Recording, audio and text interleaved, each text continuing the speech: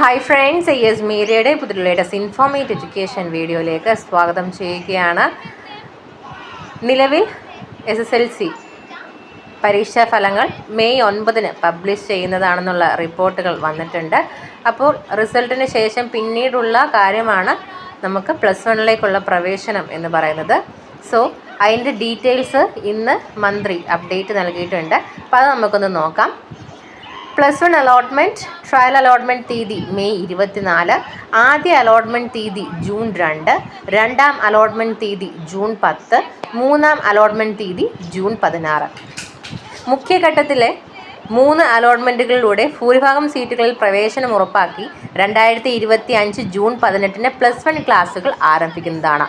മുൻ വർഷ ക്ലാസുകൾ ആരംഭിച്ചത് ജൂൺ 24 മുഖ്യഘട്ടം കഴിഞ്ഞാൽ പുതിയ അപേക്ഷകർ ക്ഷണിച്ച് സപ്ലിമെൻ്ററി അലോട്ട്മെൻറ്റുകളിലൂടെ ശേഷിക്കുന്ന ഒഴിവുകൾ നികത്തി 2005 ജൂലൈ 23 പ്രവേശന നടപടികൾ അവസാനിപ്പിക്കുന്നതായിരിക്കും. പട്ടികജാതി വികസന വകുപ്പിന് കീഴിൽ പ്രവർത്തിക്കുന്ന 6 മോഡൽ റെസിഡൻഷ്യൽ ഹയർ സെക്കൻഡറി സ്കൂളുകളിലെ പ്രവേശനം ഈ വർഷം മുതൽ ഏകജാലക സംവിധാനത്തിലൂടെ ആയിരിക്കും.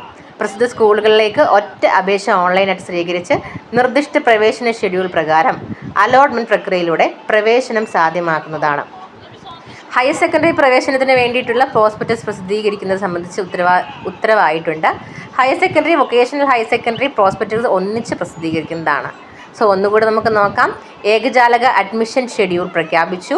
ട്രയൽ അലോട്ട്മെൻറ്റ് മെയ് 24, ആദ്യ അലോട്ട്മെൻറ്റ് ജൂൺ 2, രണ്ടാം അലോട്ട്മെൻറ്റ് ജൂൺ 10, മൂന്നാം അലോട്ട്മെൻറ്റ് ജൂൺ 16. സോ ഇങ്ങനെയുള്ള ഇൻഫോർമേറ്റീവ് വീഡിയോസിന് വേണ്ടി ചാനൽ സബ്സ്ക്രൈബ് ചെയ്യാൻ മറക്കരുത്. Thank you so much.